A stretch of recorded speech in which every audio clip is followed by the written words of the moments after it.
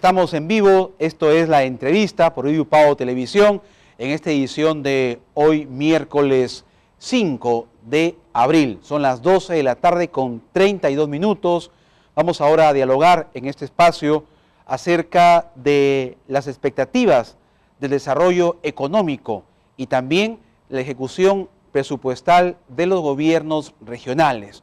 Como sabemos, luego de la caída del expresidente Castillo, se ha avisorado mejores tiempos en cuanto a la inversión empresarial y desarrollo de la economía. ¿Qué tan cierto es esto? ¿Cómo estamos en este gobierno ahora de la señora Dina Boluarte reactivando la economía? Y también sabemos que muchos gobiernos regionales al final del año devuelven dinero al Estado, al Tesoro Público, porque no han tenido la capacidad de inversión en proyectos que demanda la población. De esto conversamos con el exministro de Economía y actual presidente del Consejo Privado de Competitividad, el señor David Tuesta. ¿Cómo está, señor Tuesta? Bienvenido a la entrevista. Buenas tardes. Muy buenas tardes, encantado de estar con ustedes. Bien, y conversemos desde dos ejes fundamentales. El primero es, ¿qué expectativas desde el gobierno de la señora Boluarte hay en torno al desarrollo económico? Sabemos que en la gestión del expresidente Castillo había una situación de mucha incertidumbre, ya lo conocemos, inestabilidad política, económica, muchos inversionistas extranjeros se retiraron y no tenían una mirada, diríamos, muy alentadora en invertir en el Perú. ¿Cómo está el panorama ahora que hay un nuevo gobierno? Es decir, ya no está el expresidente Castillo, pero está la señora Boluarte, señor David Tuesta. Sí, mira, lo primero que hay que señalar es que sigue siendo un escenario muy complejo e incierto. Hay que señalarlo. Es un escenario que aún tiene problemas, que limita la posibilidad de que el gobierno central ejecute adecuadamente y que el Congreso pues actúe en consecuencia. Ese es el escenario. Pero hay que señalar que bajo el gobierno de Pedro Castillo básicamente se había condenado al país a que se mantenga al margen de la inversión privada. Sus mensajes fueron categóricamente contundentes respecto a que no quería inversión privada.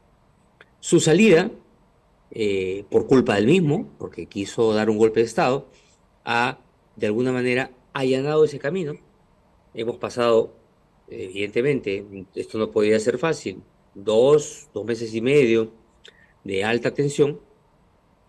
Se ha sumado a ello, lamentablemente, un escenario de fenómenos naturales y desastres que nos acompaña de tanto en tanto y que, por supuesto, ha golpeado fuertemente al norte del Perú y que ahora está en manos del gobierno hacer todo lo posible, número uno, para solucionar los problemas de las familias que se han visto afectadas en esas circunstancias y dos, desarrollar un programa de prevención real, de verdad, ante un escenario más complejo que seguramente se irá presentando el próximo año, en tanto a desastres, según los expertos en meteorología. Entonces, hoy el escenario sigue siendo complicado, incierto, pero al menos ya se ha eliminado por lo menos esta situación de protestas violentas que habían en las calles. Yo creo que eso ha amainado.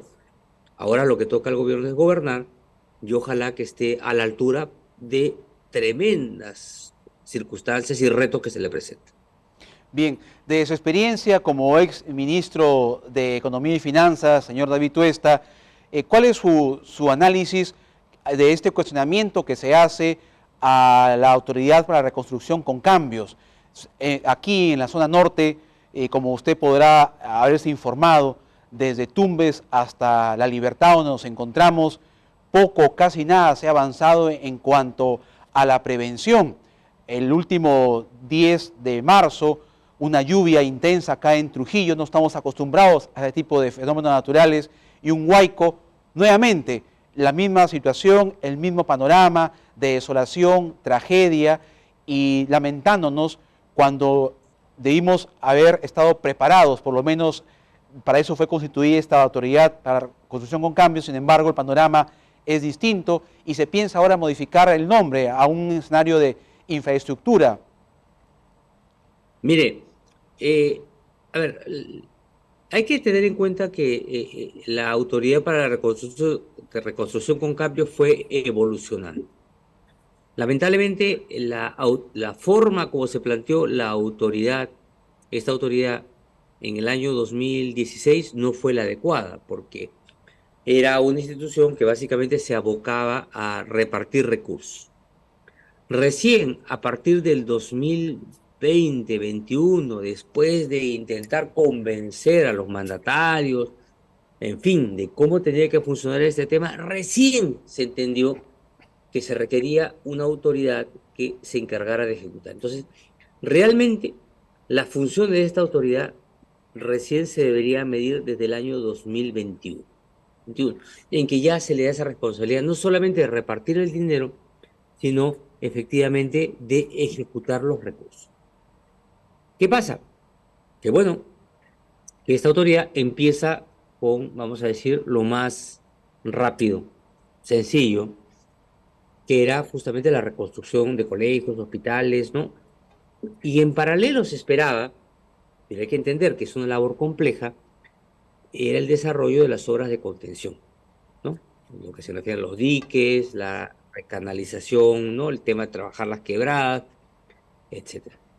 Y el tema es más difícil, no solamente por la magnitud que significan estas obras, sino porque a veces, en muchos casos, estas áreas que se tienen que tratar están invadidas o habitadas por familias, ¿no? Que no quieren moverse. Y ahí nos encontramos con un problema institucional, ¿no? En que no sabemos cuál es la mejor forma de generar esta negociación. En muchos casos, negociaciones con personas que no tienen ni siquiera derecho de propiedad. Simplemente se instalaron ahí, viven Invadieron. mirando al río.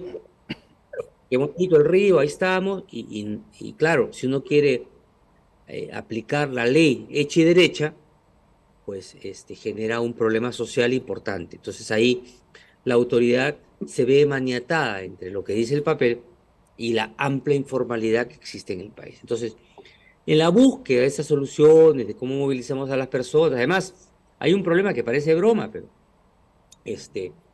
usted empieza negociando o conversando con 100 familias y mientras va avanzando el tema termina siendo 500 o 1000 familias. Porque como usted comprenderá, que en la medida que saben, alguien viene a negociar algo, entonces se pasa la voz y terminan siendo más familias y no hay forma de cotejar quién estuvo ahí, entonces se complica. Entonces, esas cositas que les comento como agenda hacen más largo el proceso. Entonces no es tan fácil como, oye, ¿por qué no hiciste nada? No, queríamos hacerlo, pero nos encontramos con este problema que se llama Perú. Entonces, eso ha ido, no es que no se haya podido hacer nada, se ha tenido que conversar, trabajar con una visión social, ¿no? Porque no se puede ir y sacar a la gente, pues, de cualquier manera, ¿no? Usted comprenderá, o sea, esto genera, no puede ir a mandar a policías y sacarlos a la fuerza, ¿no? Hay familias, hay niños. Entonces, eso ha demorado. Por poner un ejemplo de las miles de complicaciones que se puedan generar. Y cuando esta autoridad ha estado trabajando en esa línea y ya ha estado avanzando en algún porcentaje en alguna de estas obras, pues ha venido lo del Yaco, por ejemplo, y que entonces esperemos, y bueno, y ha habido otro problema también que hay que tener en cuenta, ¿no? La señora Amalia Moreno, que es la que estaba anteriormente en el tema, era una persona altamente capacitada, tenía un buen equipo, pero el señor Castillo metió a otra persona que no tenía, vamos a decir, la misma capacidad y experiencia que tenía doña Amalia.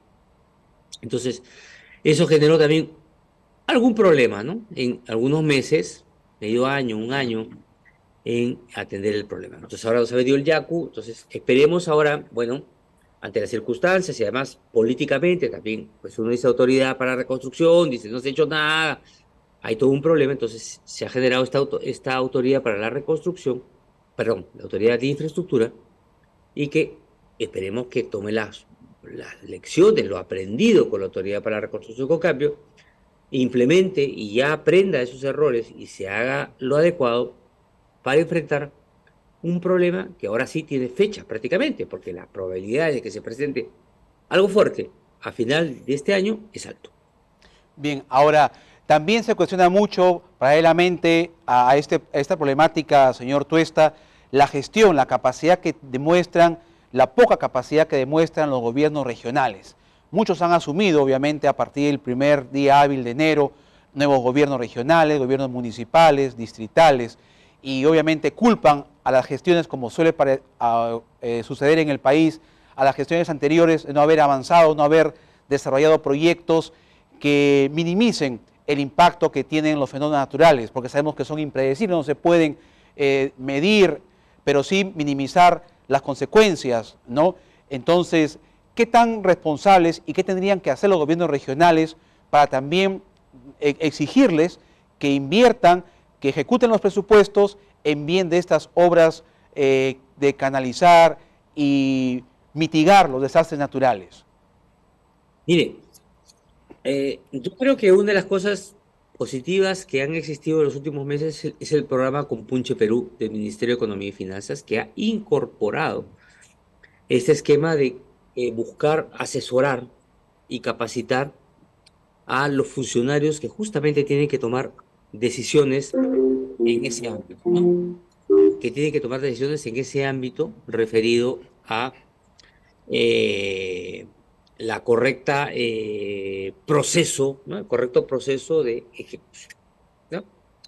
Entonces, está el tema justamente ahora se está apoyando en todo lo relacionado al desarrollo de los eh, expedientes técnicos. Va a haber algún apoyo seguramente en todo lo que se refiere a la etapa de licitación, pero el problema de capacidades de los gobiernos nacionales es grande, ¿no? Va más allá del trabajo que merece aplauso que tiene Compuche Perú para hacer en tan corto plazo, pero requiere plantearse alguna estrategia ya más estructural, ¿no? De tratar de generar de repente centros de capacitación, de generación de funcionarios públicos, ¿no?